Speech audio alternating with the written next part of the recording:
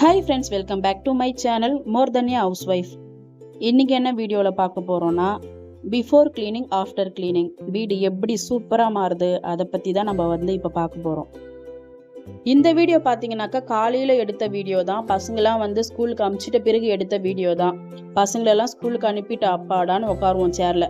அதுக்கப்புறம் தான் நம்மளை சுற்றி எல்லாமே ஜூமில் வந்து போகும். ஐயோ இந்த இடம் இப்படி இருக்குது, அந்த இடம் இப்படி இருக்குன்னு சொல்லிட்டு.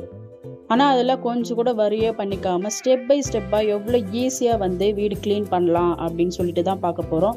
ஒன்ஸ் நீங்கள் காலையில் கொஞ்சம் கஷ்டப்பட்டு வீடு க்ளீன் பண்ணிட்டீங்கன்னா அதோட குட்டீஸ் வர வரைக்குமே நமக்கு வீடு நீட்டாக இருக்கும். நம்ம ஃபஸ்ட்டு பண்ண வேண்டிய விஷயம், தரையில் என்னெல்லாம் இருக்கோ அதெல்லாம் எடுத்துகிட்டு போய் அதோட இடத்துல சேர்க்க வேண்டியது தான் ஃபஸ்ட்டு வேலை.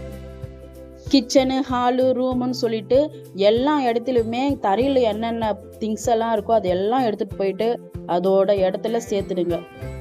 அடுத்து செய்ய வேண்டிய வேலை பார்த்தீங்கன்னாக்கா, நம்ம வீட்டில் TV unit, fridge, dining table, அதுக்கப்புறம் பெட்டு, ஏதாவது டேபிள் இருந்தால் டேபிள், அது மேலெல்லாம் திங்ஸ் எல்லாம் கண்டிப்பாக வச்சுருப்போம். அதெல்லாம் எடுத்து எந்தெந்த இடத்துல இருந்ததோ இதுக்கு முன்னே அந்த இடத்துல எல்லாமே எடுத்துகிட்டு போயிட்டு வச்சுடுங்க. இன்னும் பசங்க இருக்கிற வீடுனா சொல்லவே வேணாம், அவங்களோட டாய்ஸ் அங்கங்கே இருக்கும். அதே பெரியவங்க தான் இருக்காங்க வீட்டில், குட்டீஸ்லாம் இல்லைன்னு சொன்னாக்கா ஓரளவுக்கு வீடு மெயின்டைன் ஆகும் க்ளீனாக. ஓகே, இந்த திங்ஸ் எல்லாம் அரேஞ்ச் பண்ணி வச்சுட்ட பிறகு நெக்ஸ்ட் பண்ண வேண்டிய வேலை, ஃப்ரிட்ஜு மேலே டிவி யூனிட் கிட்ட இல்லை ஏதாவது டேபிள் இருக்குது, இல்லை டைனிங் டேபிள் இருக்குது அப்படின்னு சொன்னீங்கன்னா அது மேலெல்லாம் கொஞ்சம் தூசி கண்டிப்பாக இல்லை குப்பையோ ஏதோ கண்டிப்பாக இருக்கும். அதெல்லாம் க்ளீன் பண்ணிக்கோங்க. டேபிள் ஏதாவது இருக்குன்னா அது மேலே கிளாத் போட்டு வச்சுருப்பீங்க, அதை எடுத்து உதறி போட்டு திரும்ப ப்ராப்பராக போட்டு விடுங்க நீட்டாக. அதுக்கப்புறம் ஃப்ரிட்ஜு கவர் இருக்கும், அது மேலே கொஞ்சம் துவட்டி விட்டுட்டு அதையும் நல்லா ப்ராப்பராக அழகாக போட்டு விடுங்க. இதெல்லாம் பண்ணி பாருங்கள்லாம் எவ்வளோ அழகாக இருக்கும். நம்ம க்ளீன் பண்ணாததுக்கு முன்னாடியும் க்ளீன் பண்ணிட்டுக்கு அப்புறமும் அந்த இடம் பார்க்க அவ்வளோ அழகாக நீட்டாக சூப்பராக இருக்கும். நம்மளுக்கே ஒரு சாட்டிஸ்ஃபேக்ஷனாக இருக்கும். இதெல்லாம் எங்களுக்கு தெரியாதா, டேபிள் க்ளீன் பண்ணுறதெல்லாம் ஒரு வேலையா அப்படின்னு சொல்லிட்டு நினைக்காதீங்க. நான் எக்ஸ்பீரியன்ஸ் பண்ணதுனால சொல்கிறேன். நான் வீடு ஃபுல்லாக கூட்டி முடிச்சிடுவேன். அதுக்கப்புறம் தான் டேபிள், ஃப்ரிட்ஜு மேலே, அப்புறம் டிவி கிட்டலாம் பார்த்தோன்னா குப்பையாக இருக்கும். அடடா இதெல்லாம் நம்ம க்ளீன் பண்ணாமையே பண்ணிட்டோமே, வீடு பெருக்கிட்டோமேன்னு ஃபீல் பண்ணுவேன். அதுக்கப்புறம் திரும்ப நம்ம அது மேலெல்லாம் க்ளீன் பண்ணோம்னா என்ன ஆகும், திரும்ப வீடு நம்மளுக்கு குப்பையாக தான் ஆகும், திரும்ப 2வது டைம் பெருக்கிற மாதிரி ஆகும். அதனால தான் சொல்கிறேன், ஃபஸ்ட்டு தரையில் இருக்கிற திங்ஸ் எடுத்து வச்சுருங்க. செகண்டு டேபிள் மேலே இருக்கிற திங்ஸ் எடுத்துகிட்டு போய் அரேஞ்ச் பண்ணுங்கள். அதுக்கப்புறம் டேபிள்லாம் க்ளீன் பண்ணிக்கோங்க, ஃப்ரிட்ஜு மேலே க்ளீன் பண்ணிக்கோங்க, டிவி யூனிட் இருந்தால் அங்கே க்ளீன் பண்ணிக்கோங்க. இப்போ ரூமும் ஹாலும் ஓரளவுக்கு அரேஞ்ச் பண்ணி வச்சுருப்பீங்க. நெக்ஸ்ட்டு கிச்சன் போயிட்டு ஆல்ரெடி நீங்கள் வாஷ் பண்ண பாத்திரம் இருக்கும் இல்லைங்களா, அதில் ட்ரை ஆகிருக்கும் நல்லாவே, அதெல்லாம் எடுத்து அதோட இடத்துல வச்சுடுங்க. நெக்ஸ்ட்டு கவுண்டர் டாப்பும் அப்போவே கையோட க்ளீன் பண்ணிக்கோங்க. ஏன்னா நீங்கள் பெருக்கி முடிச்சுட்டு திரும்ப கவுண்டர் டாப்லாம் க்ளீன் பண்ணிங்கன்னா கண்டிப்பாக அங்கேருந்து கீழே நிறைய குப்பை விழுறதுக்கு சான்ஸ் இருக்குது. அதனால் டேபிள் டிவி யூனிட் கிட்ட, ஃப்ரிட்ஜ் மேலெலாம் எப்படி க்ளீன் பண்ணீங்களோ அதே மாதிரி கவுண்டர் டாப் கிட்டேயும் நீங்கள் க்ளீன் பண்ணிக்கோங்க. அடுத்து தாங்க நீங்கள் வீடு பெருக்கணுமே.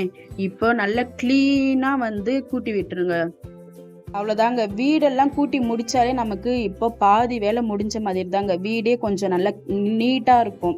நான் எப்போவுமே இப்படி தான் வீடு பெருக்கிட்டு பிறகு தான் நான் பாத்திரம் கழுவவே போவேன். வீடெல்லாம் அப்படியே போட்டுட்டு பாத்திரம் கழுவ போனோன்னு வச்சுக்கோங்க, அதுவே கொஞ்சம் நம்மளுக்கு டயர்ட் ஆகிடும். அதுக்கப்புறம் உக்காந்தோம்னா திரும்ப வீடு அப்படியே தான் இருக்குமா, நம்மளுக்கு அது க்ளீன் பண்ண ஃபீலே இருக்காது. இல்லை யாராவது வீட்டுக்கு வராங்கன்னு சொன்னாக்கா நம்ம பாத்திரம் வாஷ் பண்ணுறது அவங்களுக்கு தெரியாது. நேராக கிச்சனுக்கா வரப்போகிறாங்க, ஹாலுக்கு தானே வருவாங்க யாராக இருந்தாலும். அப்போ வீடு பார்த்தோம்னா ரொம்ப குப்பை தொட்டி மாதிரி இருக்கும். அதனால் ஃபஸ்ட்டு வீடு க்ளீன் பண்ணிக்கோங்க. அதுக்கப்புறம் நெக்ஸ்ட்டு பாத்திரம் வாஷ் பண்ணுறதோ, அப்புறம் கேஸ் க்ளீன் பண்ணுறதோ, அந்த மாதிரி வேலையெல்லாம் பார்த்துக்கோங்க. அவ்வளோதாங்க, காலையில் இந்த ஒர்க்கெல்லாம் முடிச்சுட்டு எப்படியும் சமைக்கிறதுக்கு டைம் இருக்கும்.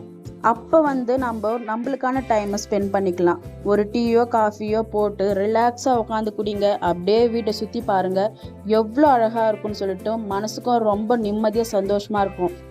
நம்ம வீடு சின்னதோ பெருசோ, ஆனால் நம்ம அதை எவ்வளோ க்ளீனாக நீட்டாக வச்சுக்கிறோம், அதுதான் ரொம்ப ரொம்ப முக்கியங்க.